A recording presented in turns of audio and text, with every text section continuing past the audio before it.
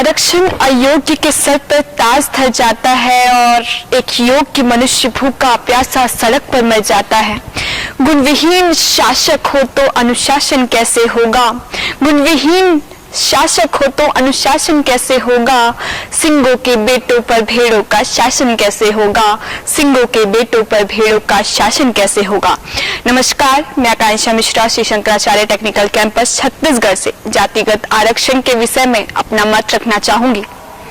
शोषित पतित दलित के उत्थान हेतु 1932 में गांधी जी और डॉक्टर भीमराव अंबेडकर जी के बीच हुई संधि के परिणाम स्वरूप आरक्षण अस्तित्व में आया, जो दलितों को ब्राह्मणवाद की मजबूत चंगुल से आजाद कराने, उन्हें उनका अस्तित्व दिलाने के लिए एक सराहनीय प्रयास था। परंतु ये प्रश्न मैं सभा के समक्ष रखना चाहूंगी, क्या गरीब सिर्फ दलित है, सामान्य वर्ग नहीं? क्या पेट सिर्फ दलितों का है, सामान्य वर्ग का नहीं? क्या भूख सिर्फ दलितों को लगती है, सामान्य वर्ग को नहीं? फिर इतनी छूट दलितों को क्यों है, सामान्य वर्ग को क्यों नहीं? यही परिणति तो विचारणीय है। जब आरक्षण 10 वर्ष के लिए लागू हुआ था ताकि दलित अपने पैर भारतीय सरजमी पर मजबूती से जमा सके, परंतु आज की तस्वीर तो कुछ और ही बयां करती है। दलितों ने इस कदर इस जमी पर पैर जमा लिए हैं कि सामान्य वर्ग के पैरों तले जमीन हिल गई है।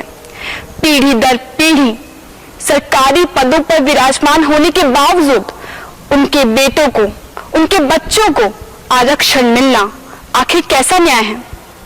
मैं ये प्रश्न पूछना चाहूंगी कि क्या सरकार उन्हें आरक्षण देकर उन्हें मजबूत बना रही है?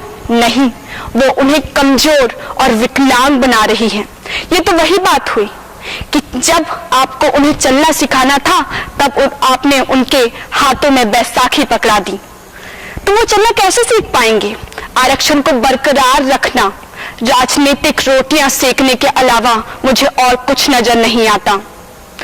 एक नई पहल, एक नई सोच, एक नए कदम की आवश्यकता है ताकि आरक्षण जातिगत नहीं आर्थिक तौर पर किया जाए। उन्हीं को आरक्षण का लाभ मिले जिन्हें वाकई में इसकी आवश्यकता है। एक डिजर्व इंडिया बनाने की आवश्यकता है, ना कि रिजर्व, जिससे हमें भी गर्व होगा कि वी आर डिजर्व इंडिया। जय हिंद, जय भारत, जय छत्तीसगढ़।